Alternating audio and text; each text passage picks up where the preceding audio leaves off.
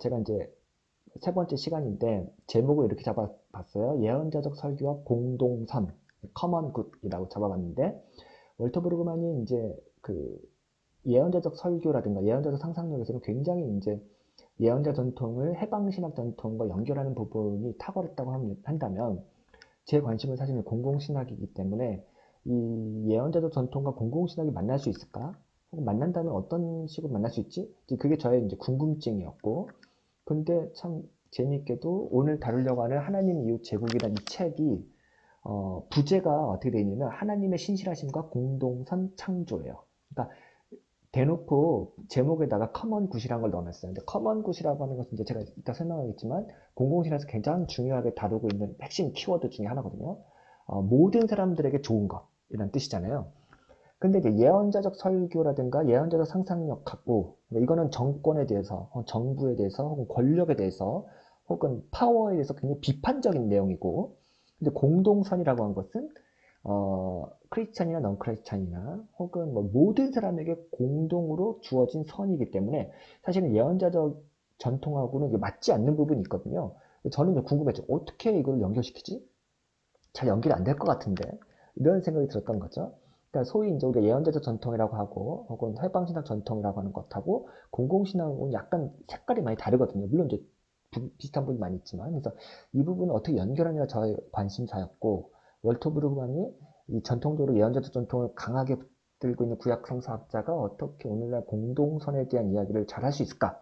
이게 저의 이제 관심사였기 때문에 오늘 그 강의의 포인트는 과연 이 월터 브루그만의 성경 해석이 제가 관심 갖고 있는 공동선, 공공신학과 만날 수 있는 지점이 어딜까? 그게 이제 포인트가 될 것 같아요. 그런 관점에서 오늘 강의를 하도록 하겠습니다. 네. 그래서 뭐 책 내용을 완전 아주 빠삭하게 전체적으로 요약은 하지는 못했지만 제가 대각적인 스토리를 이야기하면서 그러면서 제 관심사도 이야기하는 시간이 될 것 같습니다. 네, 본격적으로 이제 강의를 시작하려고 하는데요. 뭐, 많은 분들이 참여해 주셨네요. 댓글도 달아주시고요. 네, 장승은님, 반갑습니다. 예. 뭐, 책 못 읽으면 어때요? 저도, 뭐, 제가 방송하니까 저도 책 읽지, 뭐, 제가 뭐, 다른 건 책 읽지도 못하는데, 뭐, 책 안 읽어도 되게끔 제가 좀 친절하게 설명을 하면 좋을 것 같아요.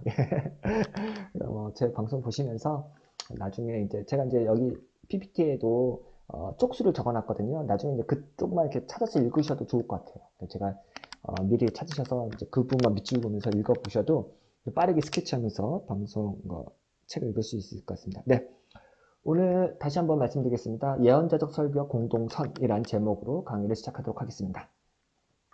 네, 시작할게요. 역시 이제 서론 부분에서는 이렇게 이야기를 합니다. 대항 내러티브에 주목하라 라고 하는데 대항 내러티브라고 하는 것은 제가 지난번에 예언자적 설교도 굉장히 이제 브루그만이 중요하게 이야기했던 겁니다. 내러티브라는 거는 이야기잖아요.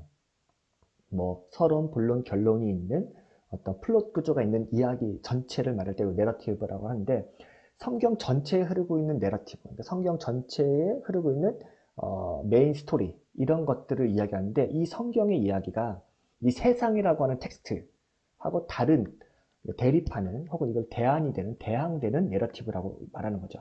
그럼 세상의 이야기는 어떤 이야기나 라는 것을 이제 밝혀야 되겠고 세상은 이러이러한 이야기인데 성경은 이런 이야기를 하고 있다 라고 하는 거죠. 싸움이 붙이는 거죠. 그래서 이제 여기서 이제 핵심적인 거는 이제 이집트 내러티브 그리고 제국의 내러티브와 다른 하나님의 내러티브를 이야기하는 거죠. 이런 게 이제 중요하고 아마 이게 성경을 읽는 전체적인 맥락일 것 같습니다. 월터 브루만이. 야훼께서는 인간 공동체와 개개인 모두를 존귀히 여기시고 연약한 자들을 어, 상품인 양 없인 여기는 형태를 거부한다. 네. 이런 이야기를 하면서 사실은 제국의 내러티브 혹은 오늘날 소비주의나 신자유주의 내러티브와는 다른 오히려 낙오된 자들, 연약한 자들, 뒤처진 자들을 상품처럼 여기지 않는다라고 하는 이야기를 합니다. 그래서 되게 중요한 건데 신명기 24장 17절 말씀이죠. 너는 객이나 고아의 송사를 억울하게 하지 말며 과부의 옷을 전당 잡지 말라.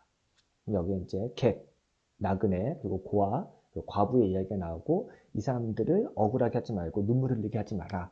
라는 이야기가 나오고 이 이제 신명기가 이제 시내산에서의 하나님과 율법 언약 체결인데 이 토라의 정신이 가장 잘 담겨 있는 이 말씀이 어떻게 이제 예언서 전통이라든가 지혜 전통에 연결되는지 그거를 이제 밝히는 게 오늘의 가장 중요한 이야기가 될 것 같습니다.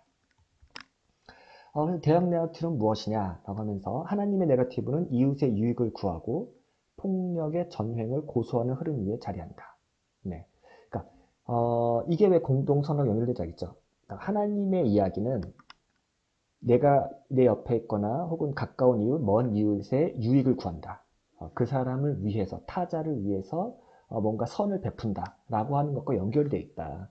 그렇죠? 그리고 타자가 고통을 당하거나 폭력의 희생양이 되지 않도록 보호하는 것, 그리고 그것을 고발하는 것하고 연결되어 있다라고 이야기하는 거죠. 이 책의 22쪽에 이런 얘기가 나와요. 착취, 상품화, 폭력 이데올로기의 내러티브에 가담할 것인가?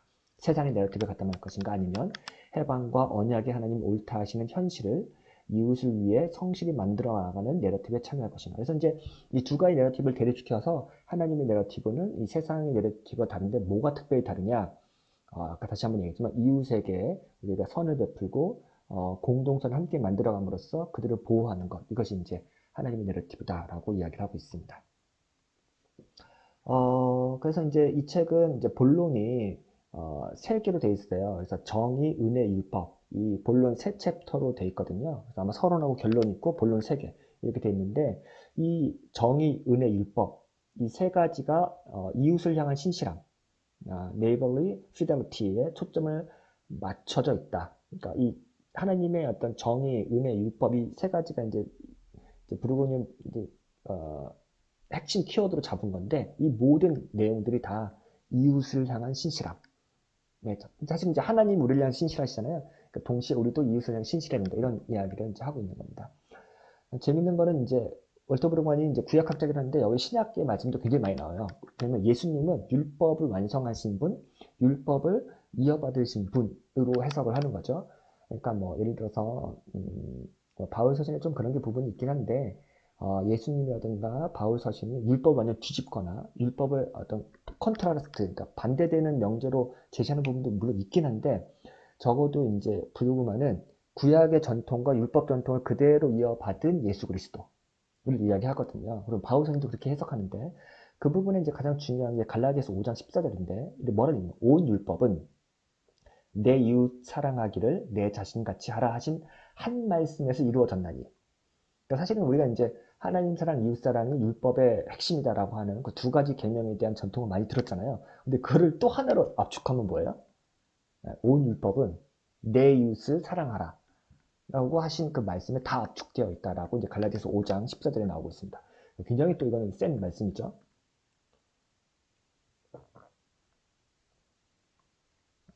네, 그렇기 때문에 어쩌면은 그 율법 전통, 그러니까 복음서와 신약성서에서도 사실은 이웃을 사랑하고 이웃에게 신실해야 된다라고 하는 그 말씀과 아까 신명기 말씀도 있지만 다 이어져 있다라고 하는 것, 그게 이제 성경에 있는 굉장히 중요한 이야기라고 이제 브루그만 얘기하고 있습니다. 반대로 그러면 이제 제국에는 이웃은 어떨까? 그러니까 그들은 이웃을 섬기고 이웃에게 신실하고 뭐 그런 내용이 없다라고 하는 게 이제 논리적으로 연결되겠죠. 그래서 제국에서는 이웃을 돌보지 않는다. 이런 게 이야기고 위협, 편의를 위한 단합, 그리고 하찮은 노동력 이런 것만 존재한다. 사실은 뭐 제국의 이데올로기라는 제국의 어떤 인간관계라는 것은 사람을 착취하고 노동력을 빼앗고 그들의 인권을 유린하는 것이고 이거는 뭐 제국이 갖고 있는 오래된 전통이겠죠. 이런 것들 그러니까 낙오된 자, 뒤처진 자, 지금 네가 뭐 오늘날 소위 말하는 그 공정함이라고 하는 것, 능력주의 이런 것들이 오늘 굉장히 중요한 화두가 되잖아요. 그러니까 네가 지금 그렇게 찌질한 건 네가 능력이 없어서야, 게을러서야, 혹은 네가 제대로 노력을 안 했기 때문이야. 네, 이런 건데 사실 이런 것들이 사실 제국의 담론이잖아요. 그러니까 오히려 성경은 그런 연약한 자들, 낙오된 자들에게 더 관심을 집중하는 것이다 라고 이야기를 하는 거기 때문에 능력주의 사회의 어떤 패러다임과 또 다른 이야기를 할 수 있지 않을까 뭐 그런 생각도 좀 확장해서 생각해 드리기도 합니다.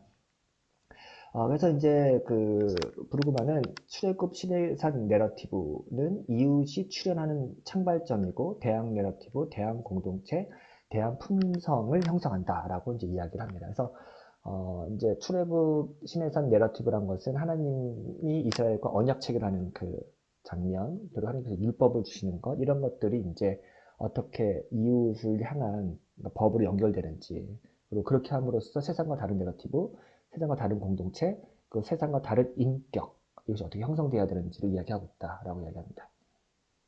제가 이제 여기 질문 하나 넣었는데, 과연 이제 이런 방식으로 그러니까 세상과 다른, 제가 지난주에도 한번 얘기를 했었는데요. 세상과 다른 방식의 공동체, 다른 내러티브, 다른 어떤 인격을 형성한다고 했을 때 이거는 소위 우리가 그냥 이게 저는 성경의 어떤 내러티브나 성경 해석을 통해서 오늘날 민주사회에 적용할 때 가장 딜레마라든가 걸림돌이 되는 부분이라 생각해요. 왜냐하면은 제가 항상 하는 얘기지만 민주화 이후의 공론장은 지금 여기서 말한 대항 내러티브, 그러니까 소위 월터 브루그만이 말하는 하나님의 내러티브가 오늘날 민주사회에서는 공론장을 통해서 실현되는 게 사실은 공론장의 굉장히 핵심 내용이거든요. 공론장의 그 핵심은요, 누구도 소외되지 않고 누구도 배제하지 않는 여유롭고 넉넉하고 포용적이고 아주 작은 자, 소수자의 목소리까지 담아내는 게 공론장의 가장 핵심이거든요. 적어도 하버마스가 이야기한 그리고 물론 하버마스를 비판하는 사람 여러 가지 사람들 역시도 그게 가장 핵심이란 말이에요. 그렇다고 한다면은 사실은 월터 브루그만이 사실은 세상과 다른 하나님의 내러티브라고 했던 그것을 실현하는 게 오늘날의 공론장이에요. 물론 이 부분에 있어서도 학자들 사이에 논쟁이 있긴 한데 일단은 이제 일반적 보편적인 얘기 하는 거야. 그러면은 과연 그러면은 월터 브루그만이 말한 그 성경의 내러티브를 그러니까 여기서 이제 소위 이제 약자라든가 객을 보호하는 그 내러티브를 사실 오늘날 민주주의 공론장에서 그걸 실현하고 있다고 한다면 과연 우리는 성경이 세상과 다른 내러티브를 얘기하고 있다고 계속 이야기해야 되는가? 그게 제 질문이에요. 오히려 이 공론장이 예를 들어서 뭐 인권을 유린시키고 혹은 그 낙오된 자들을 계속 배제하고 어떤 특정 집단, 특정 소수자를 계속해서 배제하는 방식의 공론장이 형성되고 있다고 한다면 우리는 그것에 저항하는 대한 공론장 혹은 대한 내러티브를 만드는 게 맞겠죠. 그런데 만약 우리가 하고자 하는 그 목적을 지금의 민주주의 공론장이 만들고 가고 있고 그게 목표라고 한다고 하면은 우리는 이 민주주의 공론장에 대항을 할 것인가 아니면 참여할 것인가 이 문제가 생기죠. 제가 전달이 잘 되는지 모르겠는데요. 이해하셨어요? 예. 그렇기 때문에 만약에 지금의 그 민주사회에서의 공론장이 제대로 작동을 안 하고 기능을 안 한다면 우리가 비판을 하고 새로운 공론장을 만드는 카운터 퍼블릭을 만드는 게 맞겠고요. 그렇죠? 근데 우리의 지금 사회 공론장이 정말 우리가 꿈꾸고자 이루고자 하는 공론장을 하려고 한다고 하면은 우리는 그들과 함께 하나님의 나라를 그들과 다른 나라 방식으로 만드는 게 아니라 이 세상이 만들어가자는 방식에 함께 참여해서 함께 만들어가는 게 하나의 또 이제 하나님 나라를 뭐 꿈꾸는 그런 일일 수 있거든요. 그러면 사실은 공공신학은 제가 지금 그러니까 이 사회에서 만드는 공론장에 기독교가 계속 딴지 걸거나 다른 목소리를 내지 말고 그 안에 참여해서 함께 다양한 여러 가지 목소리들이 참여 가능한 정말 좋은 공론장을 만들자는 게 사실 공공신학의 어떤 전제거든요. 그래서 제가 이제 월터 브루만이라든가 이런 아주 카운터 퍼블릭을 얘기하는 사람들하고 공공신학이 어떻게 만날 수 있을까 그게 제 고민이었어요. 제 고민을 이해하셨는지 모르겠어요. 근데 그래서 저는 이제 해방신학 전통이라든가 이렇게 예언자적 증언을 아주 강력하게 말하는 그룹에서는 이 공공신학하고 약간 이제 불협화음이 날 수 있다라고 저는 생각을 했었는데 제가 이 책을 끝까지 읽어보니까 이게 좀 섞여 있긴 해요. 근데 이제 저는 월터 브루그만에게 굉장히 공감을 많이 갔던 게 월터 브루그만도 지금 여기서는 대항 내러티브, 하나님의 내러티브를 강력하게 이야기는 하지만 이것이 결국 세상을 더 이제 뭐라고 할까 세상과 동떨어지거나 세상을 계속해서 이제 안티테제로서만 가는 게 아니라 어떻게든 이 세상과 이렇게 함께 작동하는 방식으로 만들어 가려고 그래요. 그래야만 공동선이 가능한 거거든요. 공동선이란 거는 하나님의 내러티브와 세상의 내러티브가 함께 공유하는 선을 말하는 거잖아요. 이해하셨죠? 그럼 어떻게 공동선을 함께 만들어갈 것인가?